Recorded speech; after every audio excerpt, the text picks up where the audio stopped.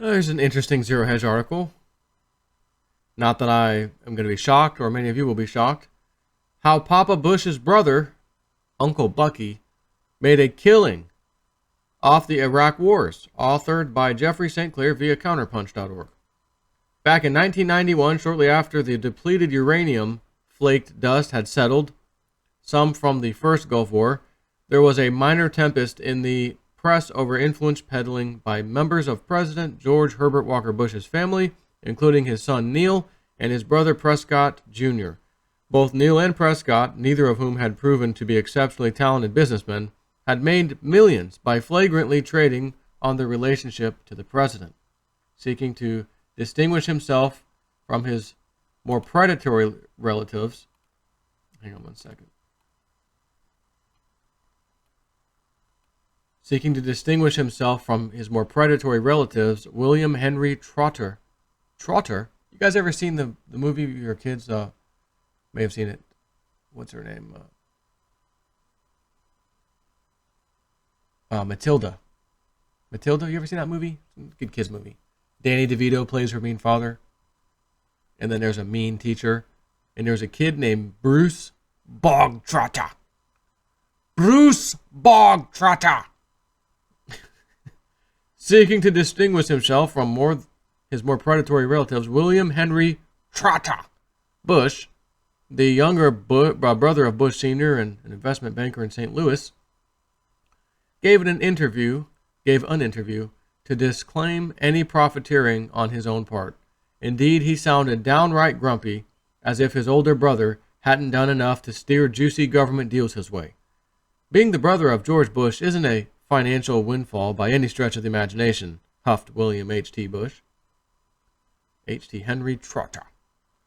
Well, perhaps being the brother of the president didn't generate as much business as he hoped, but having the good fortune to be the uncle of the president certainly appears to have padded the pockets of a man endearingly known to George W. Bush as Uncle Bucky.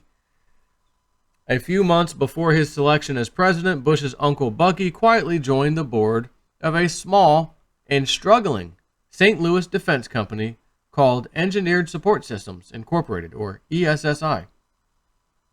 Since Bush joined the team, ESSI's fortunes have taken a dramatic turn for the better. This once obscure outfit is now one of the top Pentagon contractors. Next year, its revenues will top $1 billion, nearly all of it derived from defense contracts with the Pentagon or with foreign militaries financed by U.S. aid and loan guarantees. Even sweeter, most of the contracts have been awarded in a no-bid, sole source type of deal. We heard that before with the Bushes, remember? Halliburton, no-bid contract. And wasn't it Halliburton that was charging us like $43 for a case of Coca-Cola? And I was told, Joe, we could have gotten the stuff right over there in the Middle East.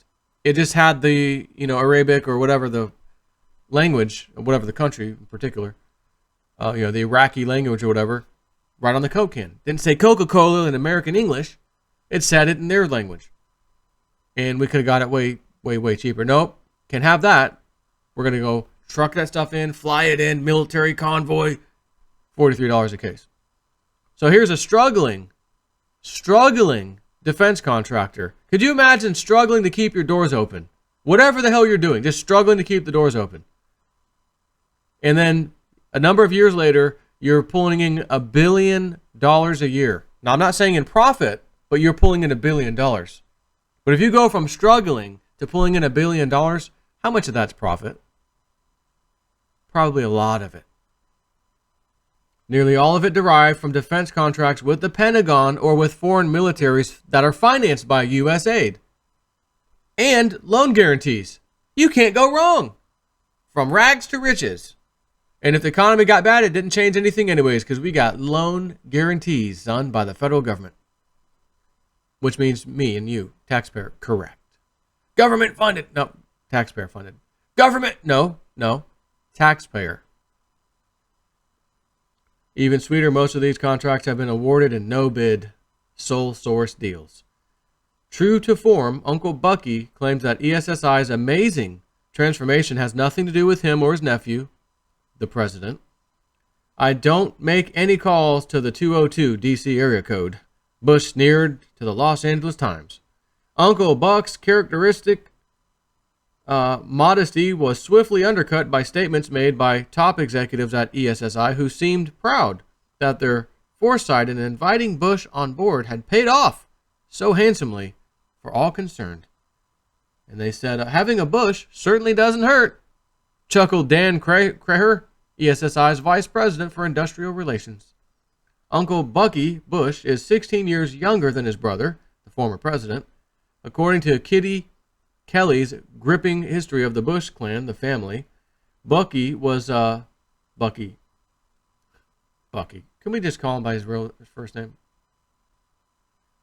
Bucky was raised almost as an only child by his aging parents, Dorothy and Prescott Bush, the senator who traded with the Nazis.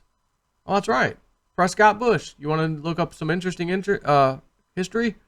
Look up Prescott Bush and the Nazis and all that and the funding of that. Oh. Be prepared to be a little bit upset.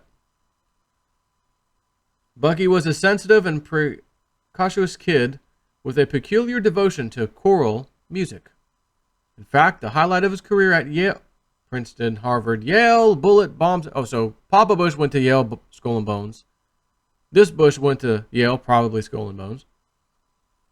Was his starring spot with Whiffenpoofs, an elite choir. Whiffenpoofs. I'm just going to say, that does not sound very elite to me. Skull and Bones, that sounds pretty badass. I'm going to go ahead and say it. Skull and Bones, oh, you remember Skull and Bones? That sounds pretty badass. F Skull and Bones, dude. I'm with the, what was it, Whiffenpoof. Skull and Bones? Laugh at that. What are you talking about, laugh at that? It's an elite secret society. Dude, I'm with the Whiffenpoofs. You hear the forks and knives drop at dinner. Someone just say Whiffenpoof? What is this, a Harry Potter club? Let's give it up for Gryffindor in Whiffenpoof. Anyways, continuing on. While his older brother headed to Texas to make his name in the oil patch, Bucky returned to St. Louis, the gateway city, where the original Bush fortune had been built. He settled into a modest career as an investment banker and corporate consultant. Then, with his nephew poised to seize the White House, Uncle Bucky was offered a seat on the board of ESSI, a military support and defense electronics firm. ESSI's company prospectus describes it as a diversified supplier of high-tech, integrated military electronics, support equipment, and logistics services for all branches of America's armed forces and certain foreign militaries. I wonder, just out of curiosity, who those certain foreign militaries are. Probably not anybody like on our no-fly zone, terror list by chance, Iranian, They probably didn't accidentally sell them some stuff. I'm just, postulate a little bit. Shortly after the attacks of 9/11, ESSI positioned itself to win a series of lucrative Pentagon contracts that would catapult the diminutive firm into the top ranks of defense contractors.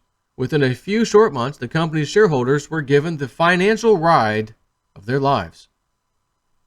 By the time of the Iraq War, ESSI was a brawny new player on the defense block.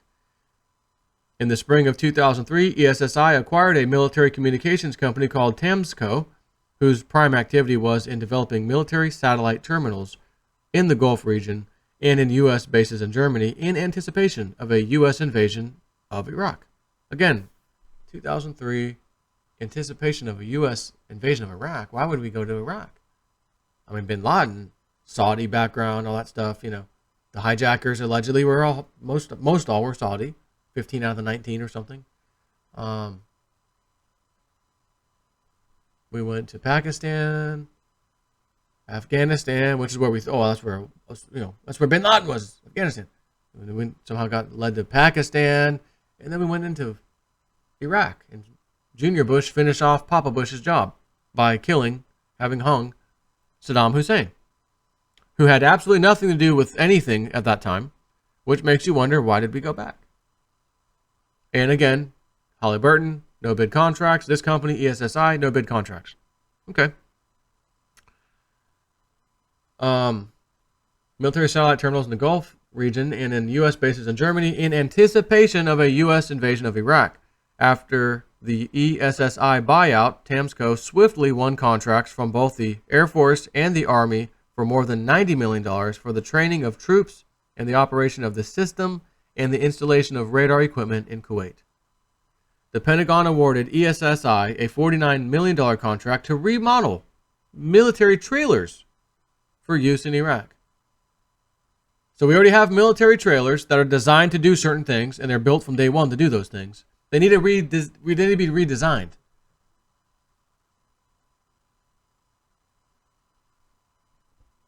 Redesigned. Okay. $49 million contract. Redesigned military trailers. Got it. And specifically the ones used in Iraq. The country we weren't supposed to be going into anyways, for no reason. In 2003, the Defense Department gave ESSI a huge deal to provide the Army with equipment to search for Iraq's non-existent, chemical and biological weapons of mass destruction. Part of this package included a $19 million contract to provide protective tents for U.S. troops from chemical bombs. That, again, did not exist. The tents did not arrive in Iraq until after it was evident to nearly everyone that the Iraqi military didn't have access to any such weapons. This didn't stop the money from flowing into ESSI's coffers, and it did not stop ESSI's executives from playing along in the grand charade.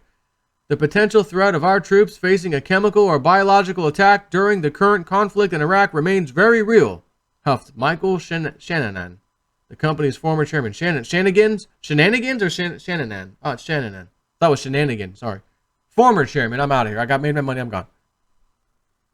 As the invasion transformed into a military occupation of Iraq, ESSI continued to pluck off sweet deals. In late 2003, the Coalition Provisional Authority, whose contracts passed across the Pentagon desk of arch neocon Douglas Feith, awarded ESSI an $18 million deal to engineer a communication system for the CPA offices barricaded inside Baghdad's Green Zone. Its executives openly clucked at the likelihood for protracted war. Quote, the increasing likelihood for a prolonged military involvement in Southwest Asia by U.S. forces well into 2006 has created a fertile environment for the type of support, products, and services we offer, gloated Gerald L. Daniels, the company's chief executive officer. Rarely has corporate glee over the prospects of war profiteering been expressed so brazenly. By the way, if you've never seen a little bit of a video on YouTube, War is a Racket. Go search for that. It's an old Smedley Butler saying. I'm sure you'll see a video where it kind of reads it to you. War is a racket. Matter of fact, why, Joe, just read it to us now. War is a racket. General Smedley Butler, 1935.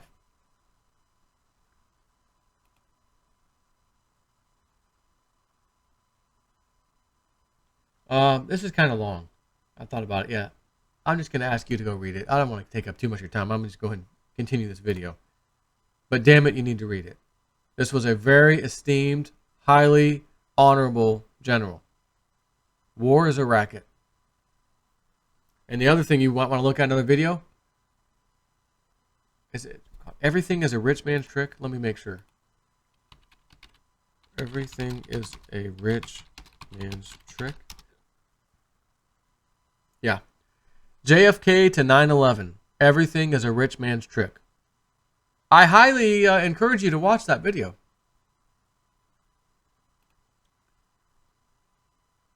But Daniels had a point. Even as things began to go sour for the U.S. in Iraq, ESSI stood to make lots of money. One of its biggest no-bid contracts came in 2004 in the wake of mounting casualties in light armored vehicles hit by roadside bombs. ESSI won a deal to upgrade the armor of thousands of vehicles in or bound for Iraq. The company's annual report for 2005 forecast that ESSI might make as much as $200 million from this bloody windfall alone. As the flood, again, as I read this to you, go see General Smedley Butler's little thing. Come back, maybe read this again, watch my video again. It might make as you hear the words, and I'm reading you basically from articles and the executives' mouths themselves. Ask yourself, does this make sense with what General Smedley Butler said? War is a racket. You're going to come to the conclusion of absolutely. It's disgusting. As the new flood of contracts poured in, ESSI's stock soared. In January of 2005, it reached its all-time high of $60.39 per share.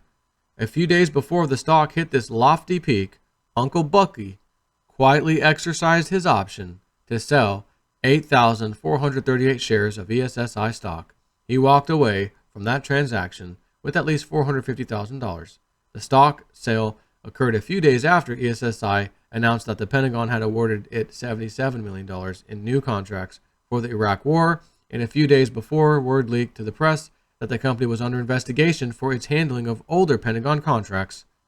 The timing of the trade was just perfect.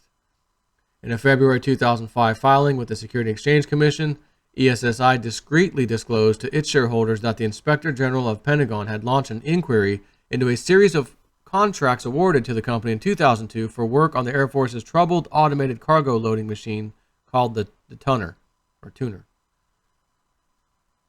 While the company's chief financial dismissed the probe as routine and assured investors that it would have no effect on ESSI's fortunes, the Pentagon held to a more restrained assessment of the potential liability. Michael Wynn, acting Under Secretary of Defense, said he had referred ESSI contracts valued at $158 million to the Pentagon's Inspector General because the deals, quote, appear to have anomalies in them, end quote. Many of the contracts were awarded on a no-bid basis, and much of the probe appears to focus on the role Pentagon insiders played in steering the contracts to ESSI. Much of the thrust behind ESSI's sudden rise has been fueled by no-bid or source-only deals with the one-source deals with the Pentagon. These no-risk deals are part of a corporate strategy cooked up in part by none other than Uncle Bucky himself. In a profitable bit of self-dealing, ESSI hired its board member, Bucky Bush, as a consultant in 2002. Bush, who pulls in about $45,000 a year in director's fees, was paid an additional $125,000 for his advice on ESSI's buyout of other military contractors. The acquisition strategy outlined by Bush was to train the company's appetite on the gobbling up of companies that held no bid or sole source deals with the Pentagon. In January 2005, ESSI spent $37.6 million to buy a New York electronics testing firm called Prospective Computer Analysis, Inc. In defending the purchase of shareholders, executives at ESSI emphasized that the company held a lot of source contracts. A few months later, ESSI acquired SpaceLink, Inc., a Virginia-based defense company, for $150 million. SpaceLink, which supplies parts for military satellites and was poised to cash in on the $80 billion missile defense bonanza. ESSI isn't the only defense-oriented company to acquire the services of Uncle Bucky. The banker from St. Louis has also been retained as a trustee for the global investment firm Lord Abbett, one of the primary financial underwriters of Halliburton. Lord Abbett is both one of the top 10 shareholders in Dick Cheney's former company, as well as one of its top mutual fund holders. It's all in the family. Uncle Bucky did not unload all of his ESSI stock. He still retained 45,000 shares valued at more than $2.5 million, and used the profits from the sale to purchase a vacation home in Florida, near his other nephew, nourishing presidential ambitions, Jeb Bush, at the time, of course. But who knows if the Bucky will finally stop there. And then he has a little note. Bucky Bush died on February 27th, 2018. This essay is excerpted from the Grand Theft Pentagon article. So, Bushes, Clintons, Obama, doesn't matter. They're all the same. And by the way, it could have been Trump too. I could be saying Bushes, Clintons, the Trump, but there's no Trump history. There's no Trump history in politics. There's no Trump favoritism anywhere in politics, government, nothing. And I don't care if he was a Democrat, an independent, or whatever. All I care about is who is the man, who's the person that's going to try and turn this country around. Because do you think we'd be feeling the same way if Hillary Clinton won? I'd probably be broadcasting you right now. from another country. Most likely, another country. Anyways, take care.